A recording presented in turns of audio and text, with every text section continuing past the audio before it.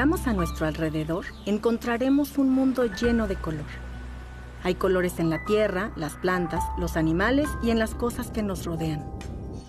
Prácticamente, es imposible encontrar un rincón que carezca de colorido, y cabe preguntarse, ¿por qué? ¿No sería más sencillo un mundo en blanco y negro? Los distintos colores en la paleta de la naturaleza no son simplemente un adorno visual. Contribuyen a la comunicación entre especies que han evolucionado con la capacidad de decodificar mensajes a partir de coloridas combinaciones entre gamas y tonos.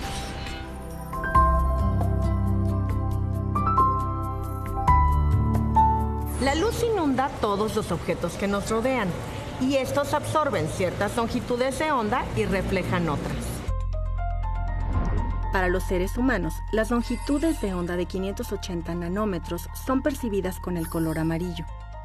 Cuando la luz llega a la superficie del mango, la cáscara parece amarilla porque absorbe la mayor parte de las longitudes de onda que inciden sobre este, exceptuando una pequeña banda que va de los 580 a los 590 nanómetros.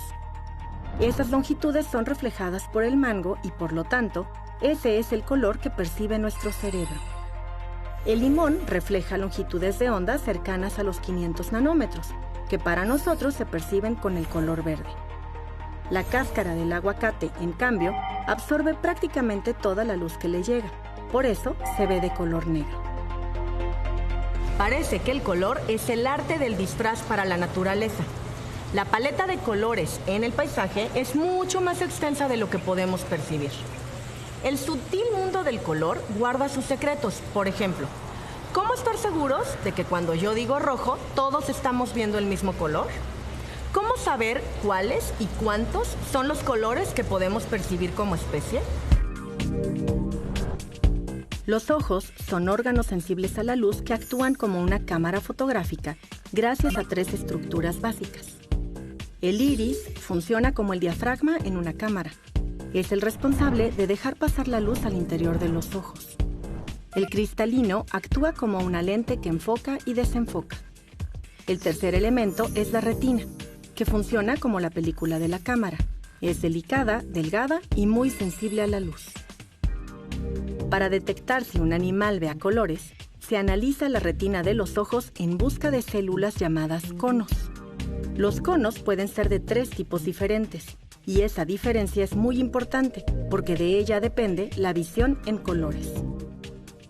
Los animales pueden ver ciertos colores dependiendo del tipo de conos que tengan en su retina. Si la retina de un animal no tiene conos, verá en blanco y negro únicamente. Eso sucede, por ejemplo, con los peces que viven en las profundidades marinas. Sabemos que muchos insectos, las ranas, casi todos los reptiles, las aves y algunos mamíferos, entre ellos nosotros, tenemos ojos que pueden diferenciar un mundo de colores. Hay especies como los perros que son dicrómatas, es decir, tienen 2 tipos de conos en los ojos y con estos detectan los colores azules, grises, amarillos y violetas, pero no son capaces de identificar los rojos, verdes ni anaranjados. Los primates, como los gorilas y los seres humanos, tenemos 3 tipos de conos y somos tricrómatas. Podemos identificar los rojos, verdes, azules y todas las variaciones y combinaciones que se den entre estos colores. Sin embargo, en materia de ver el mundo a colores, los campeones son las aves y ciertos reptiles. Estos animales tienen 4 tipos de conos en los ojos, por lo que su visión se llama tetracromática. Además de los colores que nosotros detectamos, los animales tetracromáticos pueden ver la luz ultravioleta, que es invisible para el ojo humano. Interesantes experimentos demostraron que las abejas, por ejemplo, detectan señales visuales para nosotros invisibles, que están en los pétalos de ciertas especies de flores. Para las abejas, estas señales son recordatorios para discernir entre una especie y otra en la búsqueda de alimento. Los etólogos, estudiosos de la conducta animal, reconocen al color como un mensajero eficiente que permite que los animales interactúen entre sí.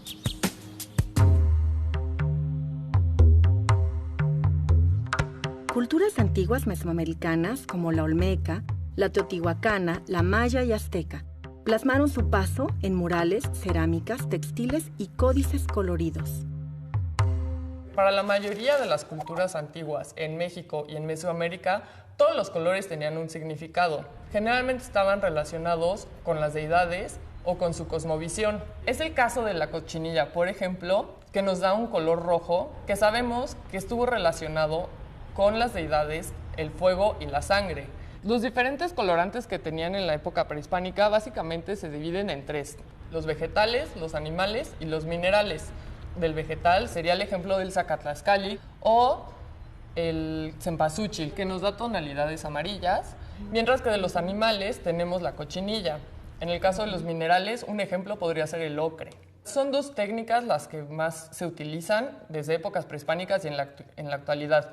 Ambas son por medios acuosos en los que se hierve la materia orgánica, y la segunda es por un proceso de fermentación. Cualquier colorante definitivamente necesita de un o auxiliar o un mordente o mordiente, como se le conoce. Que son sales metálicas, donde se pueden aplicar a los hilos antes de ser tejidos o a las telas ya terminadas. Desde la época prehispánica, lo menciona Sagún, el uso del alumbre como mordente.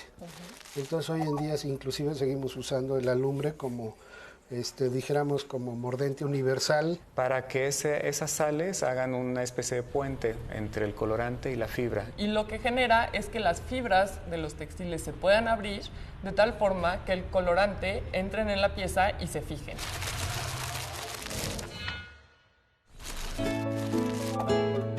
Su conocimiento y manejo de los tintes naturales era tan eficiente que algunos de esos colores han llegado hasta nuestros días. En principio es una de las 5 piezas que está tejida con el hilo emplumado, que es una técnica que desde la época prehispánica se narra en los códices, se escribe, pero hasta ahorita no se han encontrado vestigios de textiles emplumados. En la época colonial esta técnica perdura y bueno, este es uno de los 5 que podemos apreciar, de ahí un poco su importancia. ¿Qué tintes podemos encontrar en el manto de Sinacantepec? Encontramos 3 principales. En el rojo es grana cochinilla, en el azul identificamos añil y en el amarillo es zacatlascali, que es una planta parásita con la que también se puede teñir. ¿Y cómo llegaron ustedes a la conclusión de que esos eran los tintes naturales presentes en el manto? Se usaron pruebas microquímicas, que son con ciertos reactivos, según el colorante identificado. Se hizo cromatografía de capa fina, que te ayuda a determinar ciertos colorantes. Y también ya para corroborar la espectroscopía Raman y CERS, que es ya una técnica con un equipo que está solo en el Instituto de Física, es todo un reactor. Estos equipos son espectrómetros, porque son sistemas que utilizan la luz para producir una señal o una respuesta característica de estas moléculas. Y entonces lo que uno obtiene es un gráfico. En ese gráfico se ven estas vibraciones de las bandas por la interacción con la luz, y eso es lo que nos permite a nosotros captar esa respuesta. Son como tener unos ojos especializados para ver estos materiales. ¿Cuál es la aportación del Instituto de Física de la UNAM para el estudio del color? El instituto tiene varios proyectos de investigación, uno de ellos encaminado a estudiar el patrimonio cultural.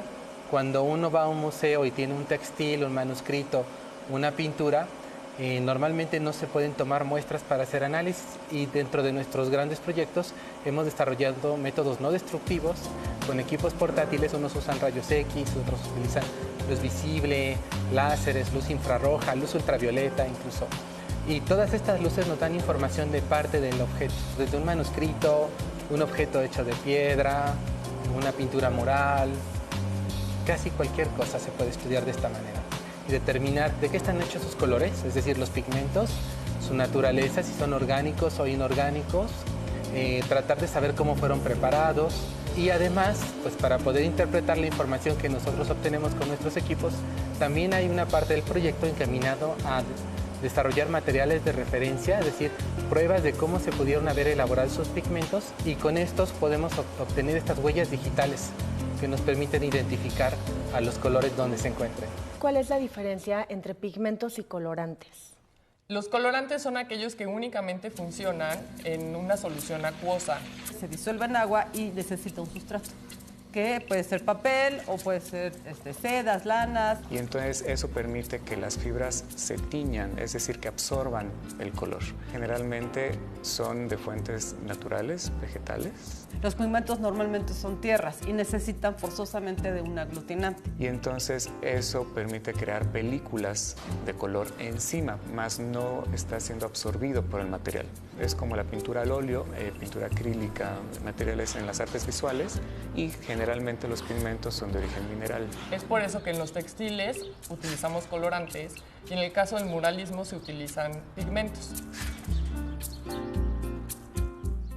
El conocimiento que tenían las culturas prehispánicas acerca de los tintes naturales era sorprendente.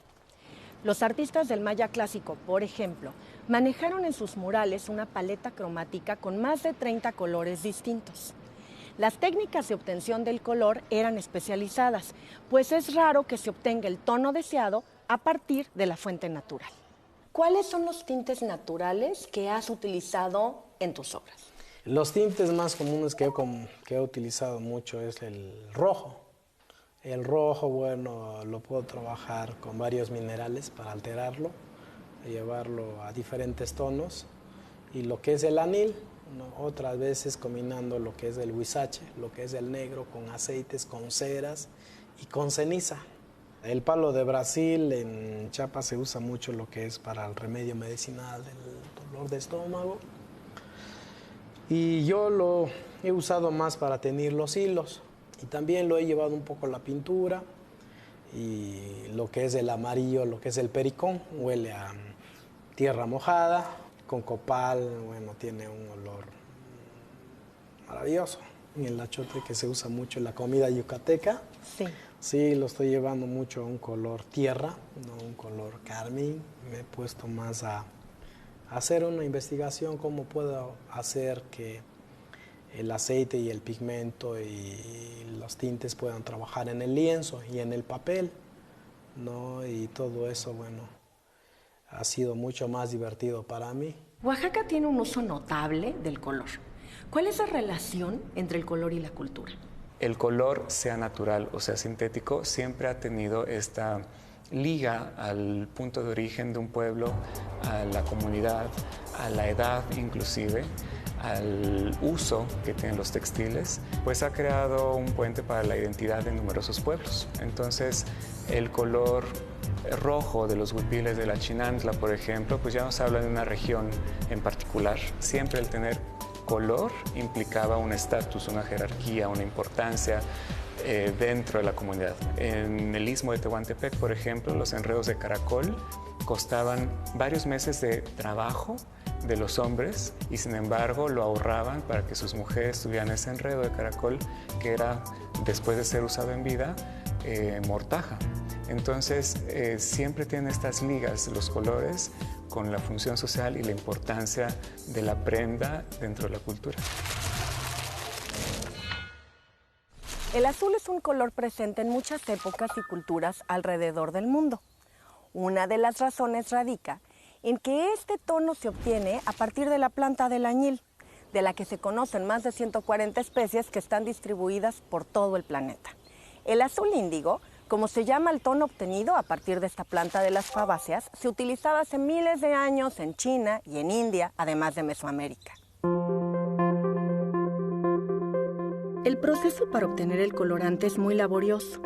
Se requiere de la fermentación de hojas y tallos del añil para obtener la indigotina, que es una sustancia incolora y precursora del colorante deseado. Posteriormente, la indigotina debe oxidarse para convertirse en el azul índigo. A partir de este, y mezclando otros minerales y extractos de raíces, hojas o cortezas, se fabricaba el color verde, púrpura y amarillo. El añil es un caso interesante porque es una mezcla del colorante y el pigmento. El añil no se diluye en agua, se tiene que forzar a que se diluya mediante reacciones químicas. Hay un proceso en donde se utilizan plantas, ¿no? Metes el colorante, lo pones en agua, metes cierto tipo de planta. De hecho, tenemos aquí una que le llaman muicle o sacatinta, precisamente porque ayuda al añil a sacarle la tinta, ¿no? Como dicen.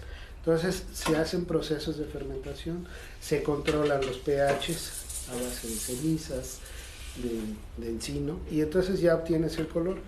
Tú metes la fibra, cuando la sacas, la fibra no sale azul.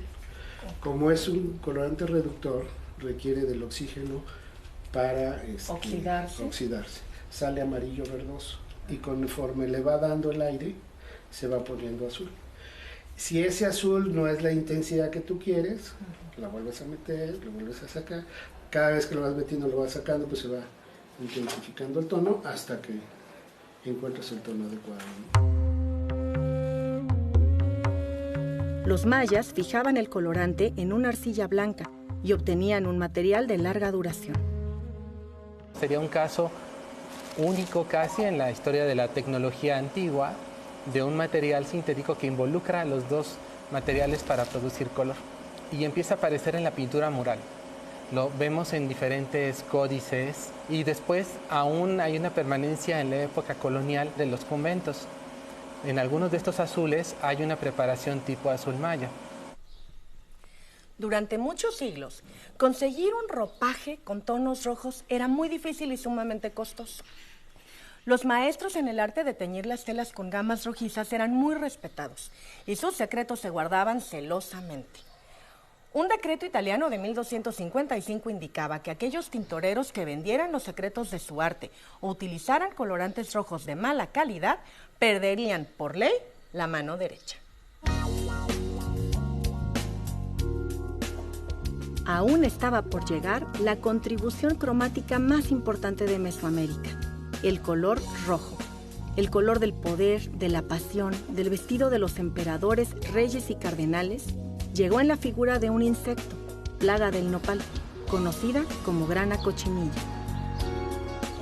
Mientras en Europa y en Asia buscaban desesperados un color rojo que fuera intenso y duradero, los pueblos mesoamericanos ya tenían en su poder el rojo perfecto, que existía en la figura de un pequeño insecto conocido con el nombre de Nochextli, que significa la sangre del nopal. Este es el animalito, después de que terminó su ciclo biológico, que son 3 meses, se pone a secar, que de hecho de aquí desprende la palabra grana.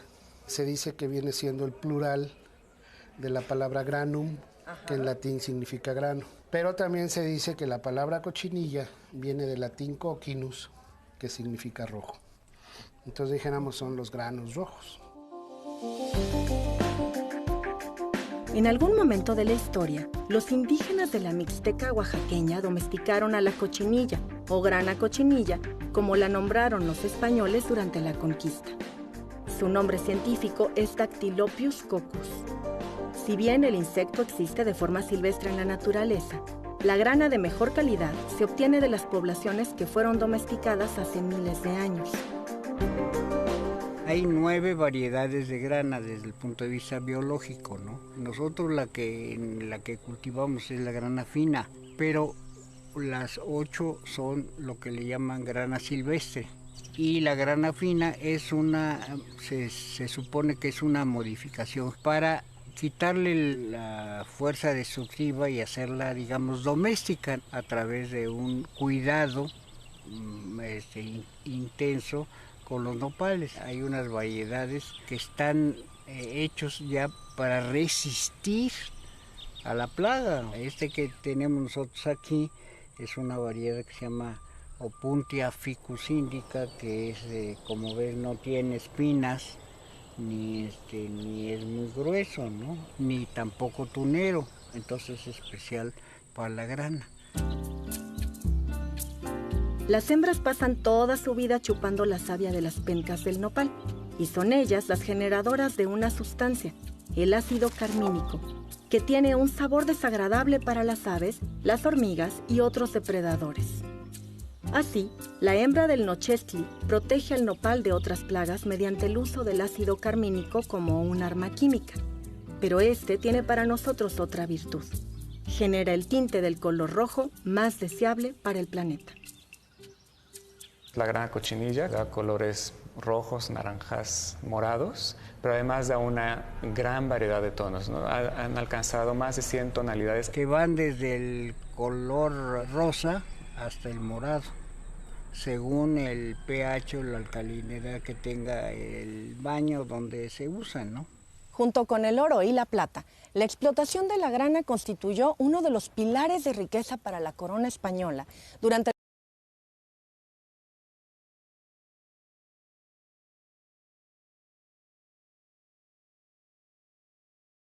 1570.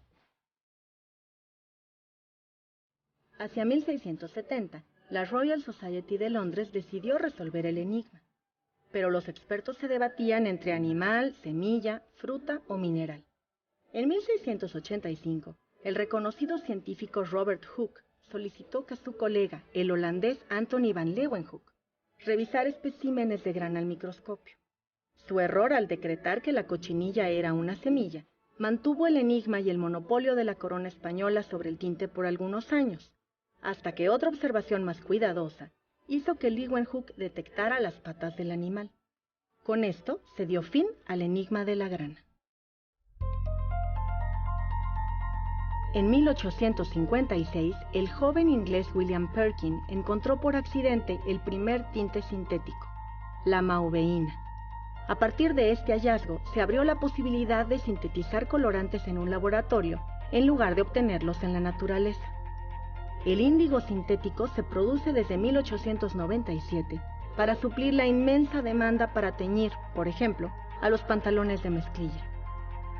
Estudios avalados por la Food and Drug Administration de Estados Unidos señalaron en 1970 que el colorante rojo número 2 era carcinógeno y prohibió su fabricación. Creo que el teñido con tintes naturales impacta a la esfera medioambiental y social, porque al momento de cuidar las nopaleras para la gran cochinilla, al momento de cultivar la planta para el índigo, el ecosistema en el que vive el caracol púrpura panza, todo eso lleva otras implicaciones más allá del teñido, y entonces creo que eso protege ecosistemas, protege medio ambiente, protege cohesión social, y nada de eso lo hace el tinte sintético, porque finalmente es un contaminante, viene de las fábricas muchas veces ubicadas en otras partes del mundo. Entonces yo creo que la defensa del teñido natural tiene que ir más allá de buscar argumentos en la belleza del color, que son bellísimos, pero también tiene otras repercusiones a nivel ambiental, que es lo que nos está preocupando ahora en nuestro mundo. El color y sus mensajes inundan nuestro mundo, y en el imaginario popular, el púrpura habla de realeza, el blanco de pureza, el negro de duelo y el rojo de pecado, pasión y poder. Pero en los colores hay más de lo que se ve. Existen códigos con significado cultural, encontramos ciencia y también hay preferencias individuales. ¿O usted no tiene un color favorito?